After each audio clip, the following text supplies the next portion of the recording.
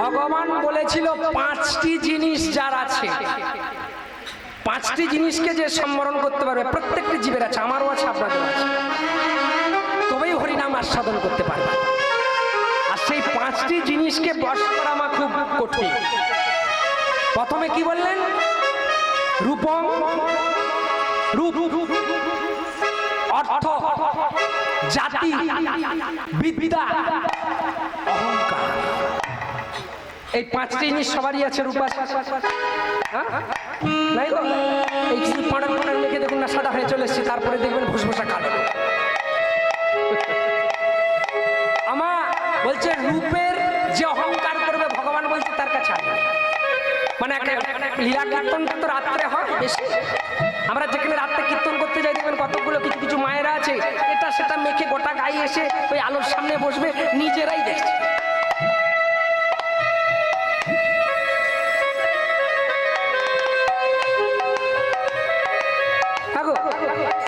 ওই নিজেরাই দেখছি সবকিছু মেখে দিয়েছে, এরকম করছে, এমন করছে, মানে কেউ দেখছে না। এটা রূপের অহংকার।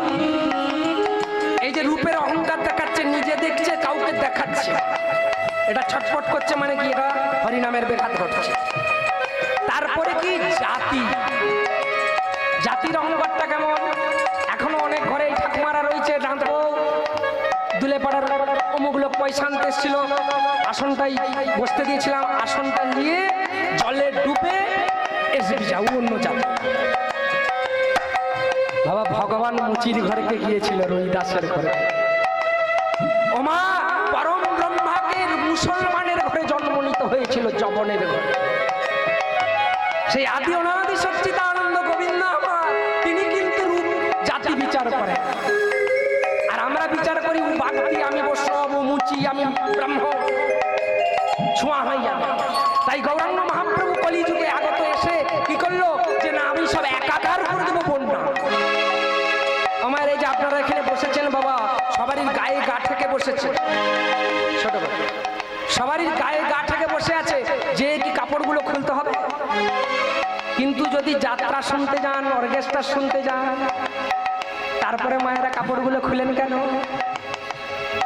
বলেন না এই কোন জাতি কোথায় কাকে ছুঁয়েছিলি, কাপড়গুলো খুলে রাখ।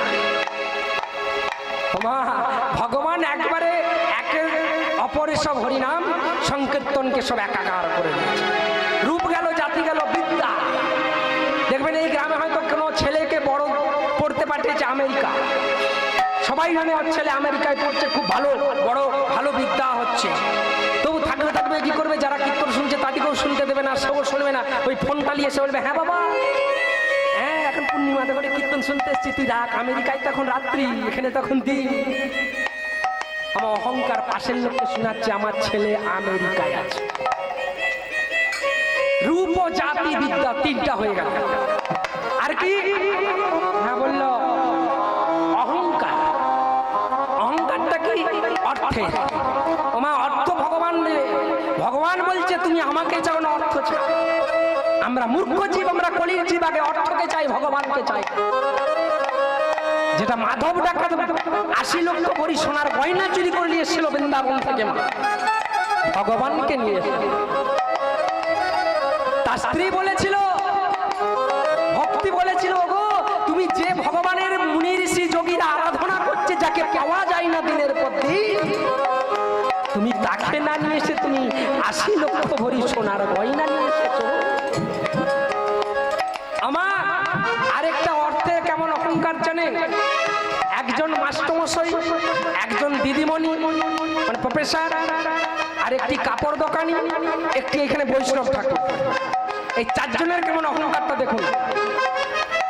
এখন যিনি মাস্টার, তার একটু বেতন বেশি, সে বাবা কি করেছে, একটা হীরের আংটি মাঝের আঙুলে পড়েছে। ওই ছেলেটিকে পড়াচ্ছে, বলছে যে আমি এই রচনাটা দিলাম, এইটা করে নিয়ে আসবে, এইটা। বাবা সেই মাঝের আঙুলে হীরের আংটি দেখাচ্ছে সব ছেলেদিকে, হীরে।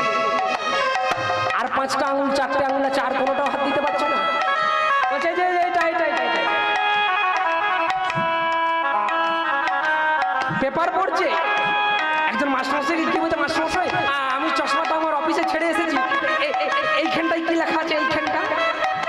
আবার সেই আঙুল, আঙুলটা দেখাচ্ছে এইখানটাই কি লেখা আছে, এইখানটাই হিরে। দিদিমণিকে বলছে দিদিমণি এইখানটায় কি লেখা আছে আপনি পড়ছেন? দিদিমণি চিন্তা করছে হীরের আংটিটা আমাকে বারবার দেখাচ্ছে আর বলছে খালি চোখে দেখতে পাই না। বলছে আমিও তো একটা সোনার তক্তি পরে আছি যেখানে, দেখতে পাচ্ছেন তক্তিটা সোনার আঁকা আছে, সবাই দেখতে পাচ্ছেন? এখন দিদিমণি বলছে রোদের জন্য আমি তো গ্লাস হাতা ব্লাউজ পরে এসেছি, আমার তো এখানে তো ব্লাউজ ঢাকা, তাহলে আমাকেও তো দেখাতে হবে যেমন করে হোক। এখন কি হয়েছে মা, ওই দিদিমণি আর ওই মাস্টারমশাই আর ওই ঠাকুর মশাই তিনজনে মিলে 5 কুড়ি একটি কাপড় দোকানে ঢুকেছে। ঠাকুর মশাই গিয়ে বলছে আমাকে একটা বিষ্ণুর জোড় দাও, নারায়ণের বিষ্ণুর জোড়টা ছিঁড়ে গেছে। মাস্টারমশাই কাপড় কতকগুলো দেখাচ্ছে, মাস্টারমশাই সেই হীরের আংটি যে আঙুলটাই আছে শুধু বলছে এইটা কত, এইটা কত, এইটা কত, এইটা কত। দিদিমণি বসে বসে চিন্তা করছে আমার ব্লাউজের ভিতরে আছে বলে আমি দেখাতে পারবো না। ওমা তাড়াতাড়ি কি করেছে, ওই গ্লাস হাতা বলে ওই মায়েরাই পরে জানে, 2-4টে করে কিনতে হয় তো ঘটি হাটির পাতা, আমাদেরকে সংসার করেছি তোমার, সেই জন্য এমন করে আস্তে আস্তে ব্লাউজটা তুলছে দিদি, আর তুলে বলছে মাস্টারমশাই আজকে বিশাল গরম বলুন, বলে দিয়ে একেবারে সোনার তক্তিটাই করে ওই কাপড়গুলোকে কাপড় দোকানিকে জিজ্ঞাসা করছে এটার কত দাম, এটার কত দাম। মা এই যে এমন করে জিজ্ঞাসা করছে মানে কি ওই জায়গায় তক্তিটা আছে সোনা, সোনা দেখাচ্ছে, অহংকার। এখন যে দোকানি সে চিন্তা করছে আমার লস হবে, আমার তো ভিতরে 4টা দাঁতি তো পড়ে গেছে, আমি তো সোনা দিয়ে বাঁধি রেখেছি, মানে 4টা দাঁতিতে ফগলা, সোনা দিয়ে দুটো 4টে ভিতরে দাঁত বাঁধি রেখেছে, চিন্তা করছে আমার গুলো ঠোঁটের ভিতরে আছে বলে আমি কি দেখাবো, আমার যা হবে হবে সব এক দর করে দেবো, তবু আমি দাঁত দেখাবো। আর এদিকে ঠাকুর মশাই বসে বসে চিন্তা করছে আমার তো এতটুকুন ওই সব সোনার চোখ টোক করে টুকটুক করে সব লোক মানসিক দিয়েছিল, সবগুলোকে এক কাছে করে একটি কলকে ফুল করে আমি টিকিয়ে বেঁধে রেখেছি পেছনে, তাহলে আমার কি পেছনে ছোট এতটুকুন সোনার কলকে ফুল বলে কি সে শোনানো আমি দেখাবো না। ওমা তাড়াতাড়ি দোকানদার বলছে যে কাপড়টাই নেবেন সেই কাপড়টার দামই হলো 25 টাকা। এমন করে দাঁতগুলোকে গিজুড়ে দিয়েছে, যখনই এমন করে দাঁতগুলোকে গিজুড়ে দিয়েছে মা সোনা দেখেছে, আর তখনই বৈষ্ণব তাড়াতাড়ি চিন্তা করছে সবাই তো দেখিয়ে দিল, কেউ এমন করে দেখালো, কেউ এমন করে দেখালো, কেউ দাঁত গিজুড়ে দেখালো, সে কি করেছে টিকটাকে ঘুরিয়ে দিয়ে বলছে যা বলেছে দামগুলো ঠিক বলে।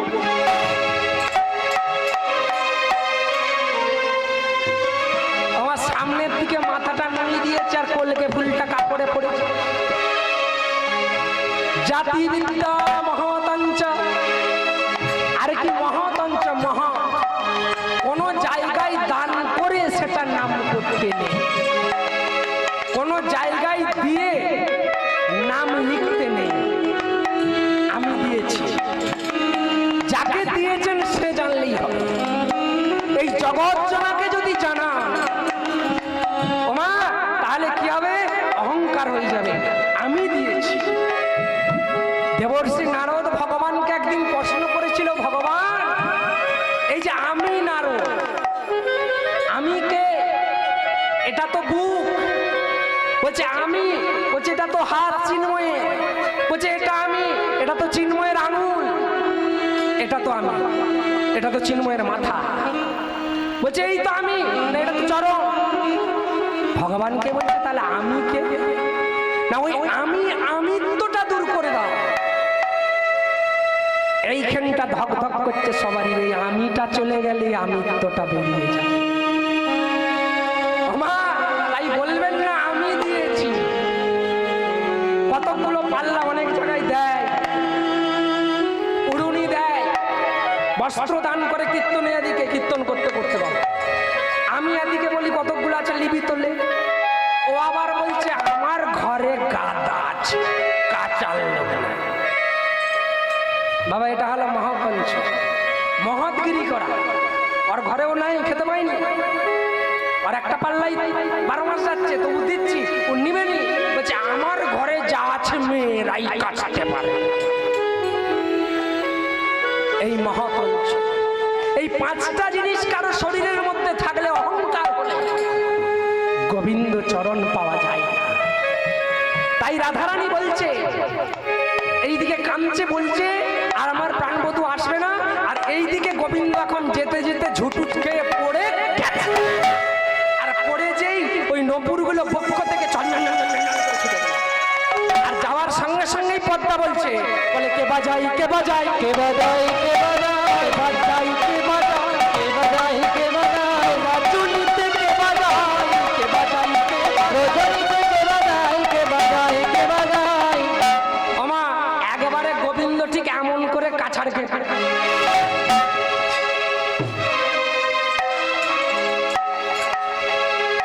তাড়াতাড়ি আস্তে আস্তে উঠছে, আঁঠুয়ে লেগেছে, হাত বুলোচ্ছে, গা ঝাড়ছে। পদ্মার শৈবা বলছে, ও মা আমাদের ঠাকুর নাকি গো। মনে মনে ভগবান চিন্তা করছে, যে ভয়টা হয়েছিলাম সেই ভয়টাই ধরা পড়লাম। এই পদ্মা এই পদ্মা এই শৈবা, এই শোনো না শোনো না, তোমাদের সখী চন্দ্রাকে আজকে বলো না, আমি অন্যদিন যাব। আজকে আমি রাধারানীকে কথা দিয়েছি, আমি রাধার কুঞ্জে যাব। পদ্মা বলছে, ঠাকুর যার খাই তার এই রঙের দাঁড়িয়েছে। ভাদ্রা বলছে, ঠাকুর যার খাবো তার গাই। আমার তাই তো, আজকে পূর্ণিমাদের ঘরে খেয়েছেন, এদের গাইবেন, এরা কাল খাওয়াবেনি। আর একদিকে রাস্তায় দেখা হলেও বলবেনি, হ্যাঁ হরিনাম করলি কাগতরে ব্যথা হয়েছিল। করবো কি করবো? তাই আমরা কি যার খাই তার গাই। পদ্মা বলছে, আমরা হচ্ছে চন্দ্রাবলীর সখী। শৈবা বলছে, আমি চন্দ্রাবলীর সখী, আর আমি তার খাচ্ছি, তার গাইছি, আমি তার জন্য বসে আছি। আপনাকে ধরার জন্য আমাদের 3 জনকে রেখেছে রাস্তায়। শৈবা ভাদ্রা, তো তোরা তোরা তোরা প্রাণবধূকে ঘিরে রাখ, ধরে রাখ, আর আমি যাচ্ছি চন্দ্রাবলীকে ডাকতে। পদ্মা ছুটতে ছুটতে চলেছে, চন্দ্রা চন্দ্র রে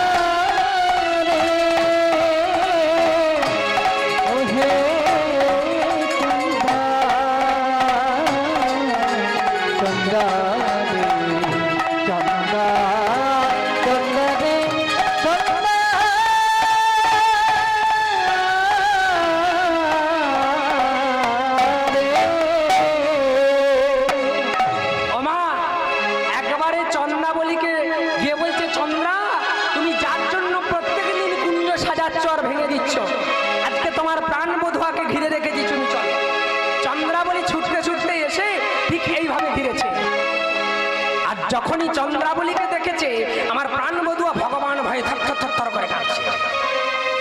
ভক্তকে দেখলে ভগবান ভয়ে কাঁপে, ঠিক কাঁপছে। করজোড়ে মিনতি করে বলছে, ওগো চন্দ্রা, আজকে তুমি আমাকে পথ ছেড়ে দাও। আমি আজ রাধার কুঞ্জে যাব বলেছি, রাধা কুঞ্জ সাজিয়ে রেখেছি।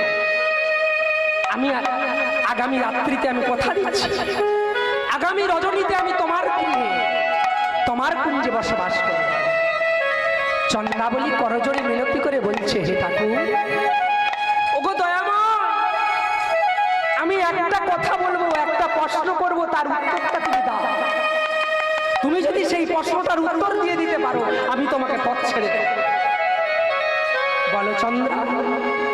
আচ্ছা ঠাকুর, একটা চাতক পাখি জলের জন্য চিৎকার করছে, যদি একটা সামনে পুষ্করিণী পায়, পুকুর পা, সেই পাখিটা জল পান করবে না উড়ে পালিয়ে যাবে? হরি বল হরি বল। আমায়রা একটা পাখি জল খাবো করছে, একটা বড় পুকুর যদি পায়, সেই পাখিটা জল খাবে না উড়ে পালাবে? জল খাবে। ভগবান কি উত্তর দেবে? ভগবান বলছে, চন্দ্রা, যে পাখি পিপাসার্ত তৃষ্ণার্ত সে তো জল পিপাসার জন্য কাতর হয়ে পড়েছে, জল খাবে। বলছে, ওগো দয়াময়, ওগো প্রভু, এই চন্দ্রা পাখি দিনের পর দিন, রাতের পর রাত শুধু আপনার চরণ তৃষ্ণার্ত পিপাসার্ত খাওয়ার জন্য রাতের পর রাত সাজিয়ে কুঞ্জ সাজিয়েছে। আপনি বলে দেন, আমার কোনো কথা শুনল না। চন্দ্রাবলী ধরে নিয়ে চলে গেল, আর কুঞ্জে বস্করি দিয়েই নানা রকম ভাবে সাজিয়াচ্ছে। আজকে প্রাণ বধুয়াকে প্রাণ পেয়েছে, আর কামতে কামতে বলছে, কি বলছে গো প্রেমের ঠাকুর কৃষ্ণ মুরারি। ওমা, আজকে কি করছে জানেন? আজকে চরণে আলতা, ঠোঁটে আলতা, সিঁদুরটা কপালে, আজকে সাদা চন্দনকে পুরো লাল করে দিয়েছে, নানা রকম বেভঙ্গি ভাবে সাজাচ্ছে। আর ঠিক এইভাবে চন্দ্রাবলী চরণতলে বসে আর গাইতে গাইতে বলছে, ওমা, তাই বলছে ঠিক কেমন ভাবে গো? ঠিক এইভাবে, প্রেমের ঠাকুর কৃষ্ণ মুরারি,